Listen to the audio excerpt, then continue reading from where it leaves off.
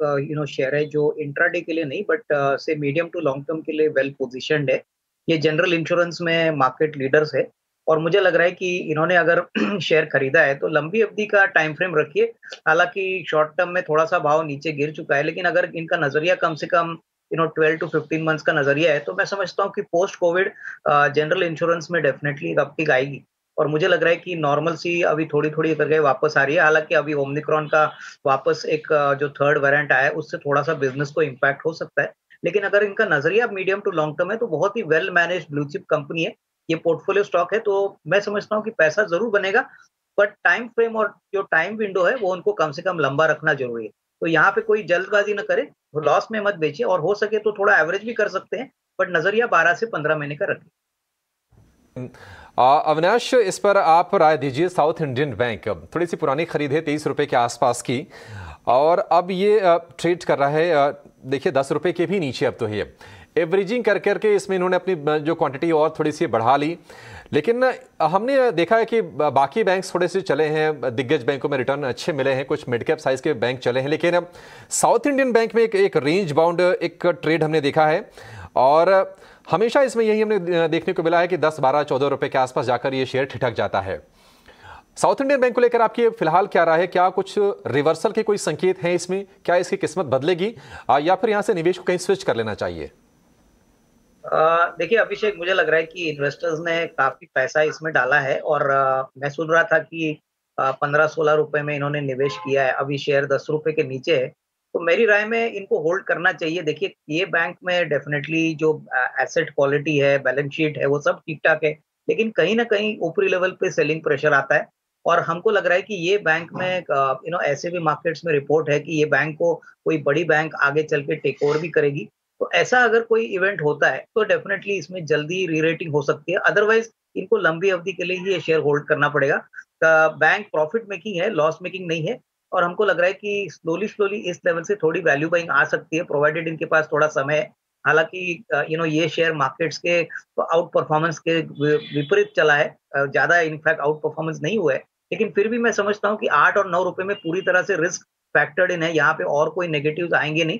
तो यहाँ पे होल्ड करने की राय रहेगी। मुझे लग रहा है साल भर में होपफुली यहाँ पे टर्न अराउंड हो सकता है और यहाँ पे उनको एटलीस्ट उनका कॉस्ट प्राइस या थोड़ा-सा उसके ऊपर इनको एग्जिट मिल सकता है।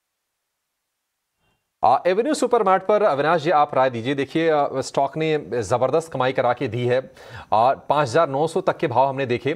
हालांकि उसके बाद एक कंसोलिडेशन का फेज आया है, क्योंकि थोड़े से वैल्यूएशंस को लेकर अब कंसर्न्स होंगे इस कंपनी में।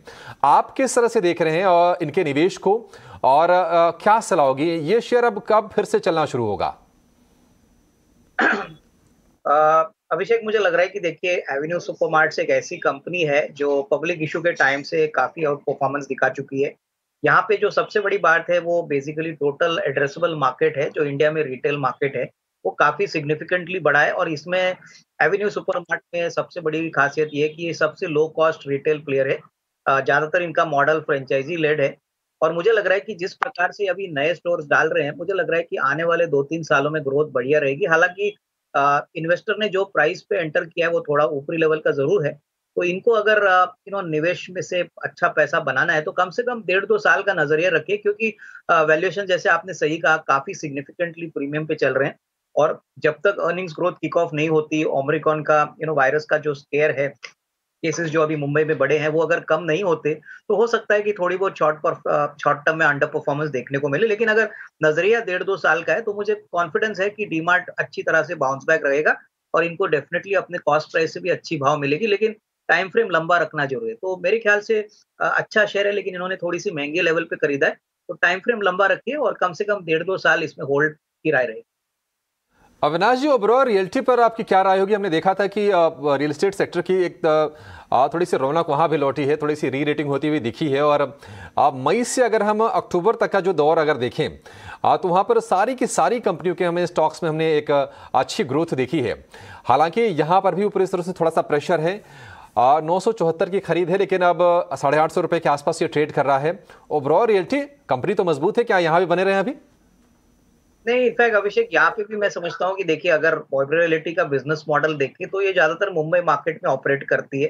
सबसे बड़ी बात कर्जा मुक्त है, काफ़ी वेल मैनेज्ड प्रोजेक्ट्स करते हैं, एग्ज़ीक्यूशन ट्रैक रिकॉर्ड बहुत बढ़िया है।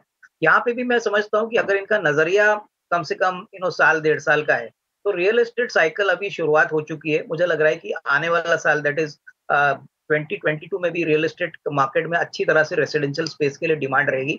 हालाँकि थोड़ी बहुत मार्केट्स में कंसर्न है कि इंटरेस्ट रेट साइकिल अगर बढ़ जाती है, तो इसमें थोड़ा बहुत नुकसान हो सकता है क्योंकि obviously cost of funding loans बढ़ जाएँगे। लेकिन इनका जो ट्रैक रिकॉर्ड है, इनके जो प्रोजेक्ट्स हैं, इनकी काफ़ी बड़ी ऑर्डर बुक विजिबिलिटी है। तो मुझे लग रहा है कि कम से कम डेढ़ डेढ़ 1 या डेढ़ साल का नज़रिया अगर है, तो होल्ड करिए, स्टॉक वापस री-रेट हो सकता है। ऊपरी लेवल से थोड़ी मुनाफ़ा वसूली हुई है, लेकिन डेफिनिटली फंडामेंटल्स अच्छे होंगे, ऐसी मेरी उम्मीद है अगले साल के। ठीक है, तो ओवरऑल रियलिटी अभी फंडामेंटल्स काफ़ी मजबूत हैं कंपनी और सेक्टर दोनों के लिए। आगे चल के 1 से 1.5 साल में अच्छे रिटर्न्स दिखा सकता है ये काउंटर। पर चलिए दूसरा सवाल लेते हैं। व्हाट्सएप के जरिए हमसे अरविंद गौतम जी ने सवाल पूछा है, ये सीक्वेंस साइंटिफिक पे राय जानना चाहते हैं और अविनाश जी आपसे इस पे राय लेंगे क्योंकि ये कंपनी के फंडामेंटल्स के बारे में जानना चाहते हैं। इनकी खरीद जो है वो मौजूदा भाव से ऊपर 220 रुपए की है। पर अविनाश जी स्टॉक को देखें तो ये साल जबरदस्त रनअप दिखाते हुए 300 से ऊपर के भी स्तर दिखाए थे, पर अब अगर हम देखें तो करीब 150 के लेवल यानी पिछले दिसंबर 2020 के दिसंबर में जो भाव दिखा था उसी के आसपास आके खड़ा हो गया है। आपको कैसे लग रहे हैं कंपनी के फंडामेंटल्स और कुछ टारगेट्स इस पे कुछ निकल के आ रहे हैं तो वो भी बताइए। देखिए मुझे लग रहा है कि सीक्वेंट साइंटिफिक में जो गिरावट है वो ज़्यादातर अभी टर्की में जो इकोनॉमिक क्राइसिस हुई है उसके कारण पे है। इनफैक्ट सीक्वेंट साइंटिफिक का काफ़ी बड़ा एक्सपोज़र है यहाँ पे। लेकिन ऑन द पॉजिटिव साइड इस कंपनी को अगर हम देखें तो ये एक बहुत यूनिक बिज़नेस में काम करती है, that is animal health care, और जो इंडिया में काफ़ी कम कंपनीज़ करती है। और इस कंपनी का सबसे बड़ा जो यूएसपी है कि ये ग्लोबली काफ़ी दूसरे मार्केट्स में भी अपना काम करती है। इनफैक्ट रिसेंटली जो पी फंड है कार्यालय, यहाँ पे इन्होंने कंट्रोलिंग स्टेक खरीदा है। मुझे लग रहा है कि जो FY22 का साल रहेगा वो थोड़ा बहुत वोलेटाइल रहेगा, क्योंकि नॉट ओनली करेंसी बट जो ओवरऑल मार्केट्स में कोविड के जो केसेस बढ़े हैं, इससे डेफिनेटली बिजनेस में थोड़ा बहुत उतार चढ़ाव देखने को मिल सकता है। लेकिन अगर हम लॉन्गर टर्म की बात करें, अगर FY23 और 24 की बात करें, तो होपफुली नॉर्मल सी अगर ठीक ठाक होती है तो यहाँ पे डेफिनेटली कोई डाउट नहीं कि ये कंपनी आगे भी अच्छे तरह से करेगी। इनफैक्ट इनका थोड़ा-सा इन्वेस्टर का भाव थोड़ा-सा ऊपरी लेवल पे ज़रूर है। अगर इनके पास थोड़ा-सा रिस्क एपेटाइट है तो मैं समझता हूँ कि 150 में ही इनको वापस थोड़ा-सा एवरेज करना चाहिए, और कम से कम मैं समझता हूँ कि 250-275 आने वाले साल डेढ़ साल में पॉसिबल है। यहाँ पे और एक अच्छी बात है कि काफ़ी बड़े निवेशक एचएनआईज़ ने भी यहाँ पे पहले से इन्वेस्ट किया चुका है, प्लस पी फंड कार्ले का भी काफ़ी बड़ा स्टेक है। तो ये सारे इंडिकेटर्स है कि बिज़नेस में लॉन्ग टर्म वायबिलिटी है, शॉर्ट टर्म में थोड़ी-सी तकलीफ ज़रूर होगी, लेकिन ऑब्वियसली कोविड सेटल होता है और यूरोपियन मार्केट्स में अगर एक बार स्टेबिलिटी आती है तो इसमें वापस अच्छी कार से नॉर्मल-सी आएगी। तो आई वुड सजेस्ट ये लेवल पे एवरेज भी करें, लेकिन कम से कम साल डेढ़ साल का नज़रिया रखें। ठीक है। देखिए लॉन्गर टर्म में डेफिनेटली ये बात पॉजिटिव है कि प्रमोटर्स ने करीबन ₹1200 के करीब शेयर खरीदा है। लेकिन मैं समझता हूँ कि डेफिनेटली आई मीन मार्केट्स में एक ऑब्वियसली एक ऑब्जर्वेशन है कि compare to maybe TCS, फिर इन्फोसिस, विप्रो, उसके कंपैरिजन में अगर हम एचसीएल टेक को देखें तो इनकी वैल्यूएशंस ऑलरेडी एक छोटे से डिस्काउंट पे चलती ही, और आगे भी ऐसा ही होगा क्योंकि ऑब्वियसली इनका जो मार्जिन पिक्चर है, उनका जो प्रोडक्ट बुके है, वो दूसरी कंपनीज़ के मुकाबले में इतना अच्छा नहीं है। लेकिन फिर भी मैं कहूँगा कि जिनके पास है, इनको होल्ड करना चाहिए। मेरे ख्याल से स्टॉक में अगर शॉर्ट टर्म में थोड़ी बहुत सॉफ्टनेस आती है, तो कोशिश करनी चाहिए कि इसको थोड़ा एक्यूमुलेट करें। मुझे लग रहा है कि आने वाले साल में होपफुली मैनेजमेंट कमेंट्री स्ट्रांग है, मार्जिन आउटलुक भी काफ़ी पॉजिटिव है, तो definitely medium to long term में पैसा बनेगा। बट हाँ, शॉर्ट टर्म में स्टॉक में थोड़ी वोलेटिलिटी ज़रूर रहेगी। तो डेफिनेटली बाय ऑन डिक्लाइन वाला ही स्टॉक है, और मुझे लग रहा है कि अभी भी वैल्यूएशंस अगर किसी को सस्ते लग रहे हैं, तो ये इसलिए क्योंकि यहाँ पे मैनेजमेंट क्वालिटी और दूसरी आईटी कंपनीज़ में अगर हम देखें, तो डेफिनेटली यहाँ पे इनको डिस्काउंट मिलता है। तो कंटिन्यू टू होल्ड ऑन, और कोई भारी गिरावट अगर आती है, तो ही खरीदने के मौके बने। नहीं, मुझे लग रहा है कि देखिए ज़ोमैटो एक ऐसी कंपनी है श्रुति, जहाँ पे आपको कम से कम 2-3 साल का नज़रिया लेना है। अभी तो कंपनी लॉस मेकिंग है, लेकिन अपने फील्ड में वो काफ़ी सिग्निफिकेंटली बड़ा प्लेयर है। मुझे लग रहा है कि आने वाले 2-3 सालों में होपफुली कंपनी प्रॉफिटेबल होगी, और जिस प्रकार का स्केल और टेक्नोलॉजी का बैकअप इनके पास है, निवेशक को शॉर्ट टर्म व्यू नहीं बट लंबा व्यू लेके इसमें निवेशित रहना चाहिए। मुझे लग रहा है ये नए जनरेशन की स्टार्टअप कंपनीज है, तो यहाँ पे जो वैल्यूएशन मैट्रिक्स अभी यूज कर रहे हैं वो प्राइस टू सेल्स है, क्योंकि यहाँ पे अर्निंग्स का कोई विजिबिलिटी एटलीस्ट एज ऑफ नहीं है। बट अगले 2-3 साल में हमको लग रहा है कि जिस प्रकार के इनिशिएटिव्स कंपनी ले रही, डेफिनेटली कंपनी एबिटा पॉजिटिव हो जाएगी और इससे मार्केट्स में काफी कॉन्फिडेंस होगा। इसमें कोई डाउट नहीं कि आने वाले 2-3 सालों में अगर ये 6 शेयर रखते हैं तो अच्छा खासा मुनाफा बनाने की पॉसिबिलिटी रहेगी। तो लॉन्ग टर्म टाइम फ्रेम रखिए। शॉर्ट टर्म में हो सकता है कि स्टॉक में थोड़ी बहुत नेगेटिविटी होगी, quarter on quarter company losses कर रही है, बट ये मोर और लेस ऑन एक्सपेक्टेड लाइंस है और लंबी अवधि के लिए ही यहाँ पे पैसा बन सकता है।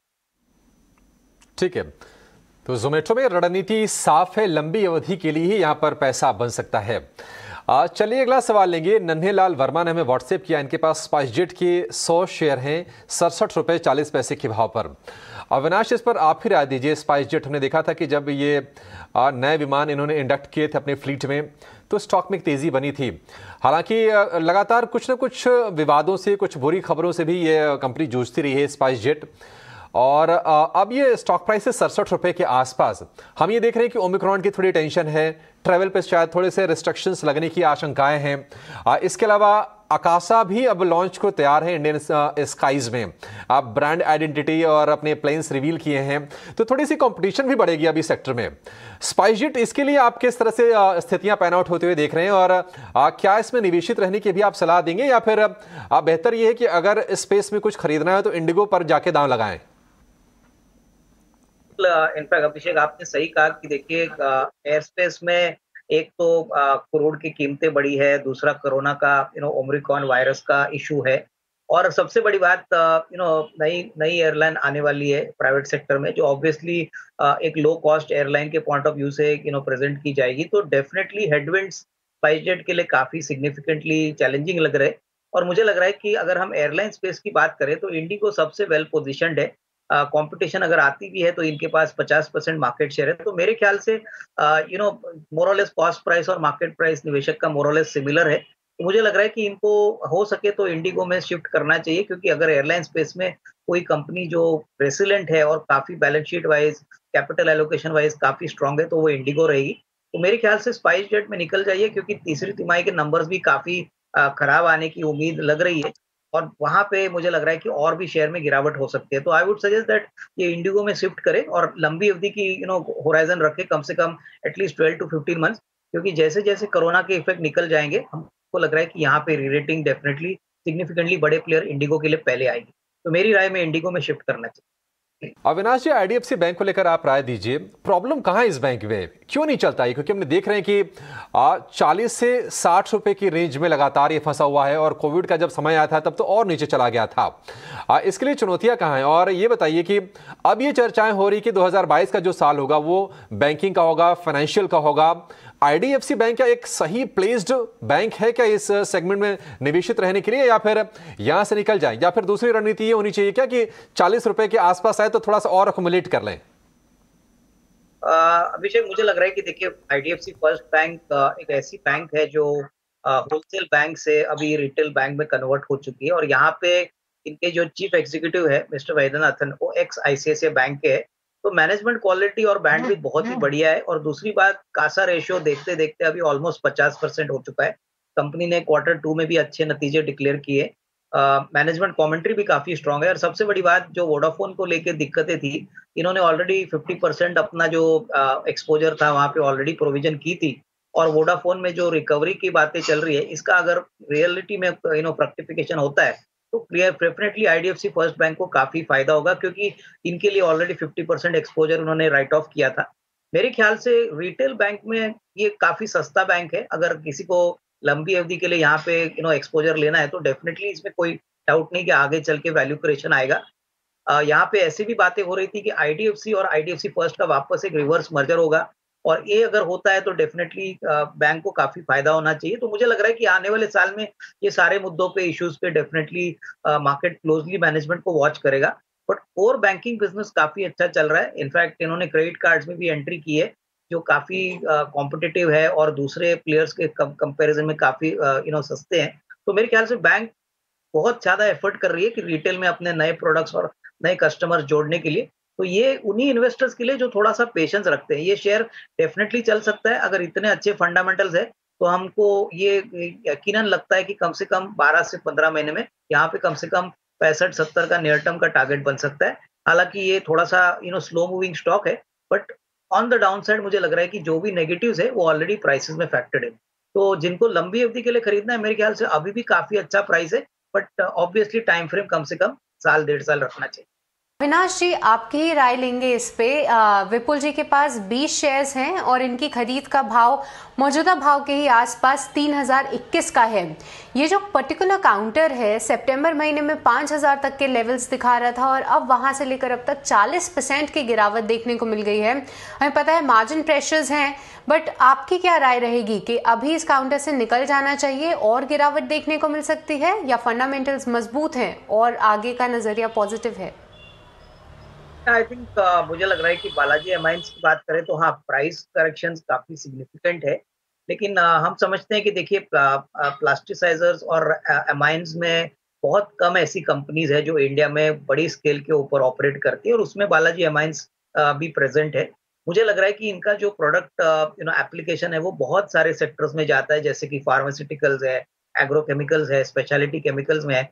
तो मुझे लग रहा है कि कहीं न कहीं थोड़े-से प्राइस में इसमें थोड़ी-सी कटौती ज़रूर आई थी। इसके कारण स्टॉक में एक बिकवाली देखने को मिली है। बट मेरे ख्याल से आने वाले सत्र में, अगले 6 महीने में और अगले 1 साल में हमको लग रहा है कि होपफुली मार्केट्स अगर सेटल होता है, प्राइस इरोजन नहीं होती, तो डेफिनिटली यहाँ पे अच्छा खासा मुनाफ़ा बन सकता है। कंपनी ने एक्सपेंशन की शुरुआत की है। हो सकता है कि 23 में इसका थोड़ा बहुत इम्पैक्ट आपको देखने को मिले। तो मेरी राय में निवेशकों को जिन्होंने खरीदा है, थोड़ा-सा पेशेंस रखिए। मैं समझता हूँ कि ये उन कंपनीज़ में से है जो डेफिनिटली एक लार्ज प्लेयर है और इसको इग्नोर नहीं किया जा सकता। तो I would suggest to hold on, कोई जल्दबाज़ी ना करें। मैं इसमें जल्दबाजी नहीं करनी, इस शेयर में बने रहने की सलाह दे रहे हैं अविनाश जी। चलिए अगले दर्शक का सवाल लेंगे। व्हाट्सएप के जरिए आया है चंदन कुमार का सवाल, और ये जानकारी चाहते हैं रेणुका शुगर के बारे में। इनके पास है 100 शेयर 33 रुपये 20 पैसे के भाव पर। अविनाश जी, इस पर आप ही राय दीजिए। श्री रेणुका शुगर पर 33 रुपये के भाव पर 100 शेयर हैं। हमने देखा है कि पिछले कुछ समय से चीनी वाले जो शेयर अच्छे चल रहे हैं, क्योंकि जो सरप्लस शुगर की जो टेंशन होती थी, जिसके चलते फिर दाम थोड़े से गिरते थे, करेक्ट होते थे, वहाँ से सपोर्ट आ गया, और इथेनॉल वाला जो अब एक फैक्टर है, वो कंपनी को थोड़ा ड्राइव भी किया। हालांकि थोड़ा सा नीचे इनके खरीद के भाव से, लेकिन एक साल के अंदर हम देखें तो इस शेयर ने 10 रुपये से लेके 40-50 रुपये तक की एक रनअप भयंकर दिखाई थी। अभी क्या सलाह होगी इस पर रेणुका शुगर में, क्या निवेशित रहे? देखिए, ये जो शेयर है अभिषेक, डेफिनेटली 10-11 रुपए से ऑलमोस्ट 30 रुपया हो गया है। तो डेफिनेटली इसमें कोई डाउट नहीं कि बड़ी सिग्निफिकेंट मूव आई है। लेकिन इस कंपनी में, जैसे आपने कहा कि अभी नेक्स्ट जो ट्रिगर रहेगा वो एथेनॉल का रहेगा। मैनेजमेंट ने ऑलरेडी कहा है कि वो एथेनॉल पे ज़्यादा फोकस करना चाहते हैं। और सबसे बड़ी बात इस कंपनी के बारे में कहें तो अनकन्फर्म्ड रिपोर्ट्स है कि ये कंपनी को आगे चल के कोई बड़ा ग्रुप या कोई बड़ी एंटिटी टेक ओवर करने की बातें भी चल रही है। तो ऐसा अगर कोई न्यूज़ फ्लो आता है, तो डेफिनिटली इसमें और थोड़ी शॉर्ट टर्म में तेज़ी रहेगी। लेकिन मैं समझता हूँ कि अभी करंट लेवल्स पे डेफिनिटली रिस्क रिवॉर्ड थोड़ा-सा कम है। अगर किसी को निवेशित रहना है, तो थोड़ा-सा और प्राइस करेक्शन के लिए वेट करिए। इसमें कोई डाउट नहीं कि आने वाले साल में एथेनॉल और शुगर, ये दोनों ही प्रोडक्ट्स में अच्छी खासी अपसाइड और अच्छी खासी ट्रैक्शन देखने को मिल सकती है। लेकिन डेफिनिटली थोड़ा-सा करेक्ट होता है, रिएक्शन होता है, और थोड़ी निचले लेवल पे अगर स्टॉक आता है, तो ही खरीदने के मौके बनेंगे। और जिनके पास है वो होल्ड करें, क्योंकि ये कॉर्पोरेट डेवलपमेंट अगर होता है, तो सही मायने में इसमें अच्छी री-रेटिंग इवन फ्रॉम करंट लेवल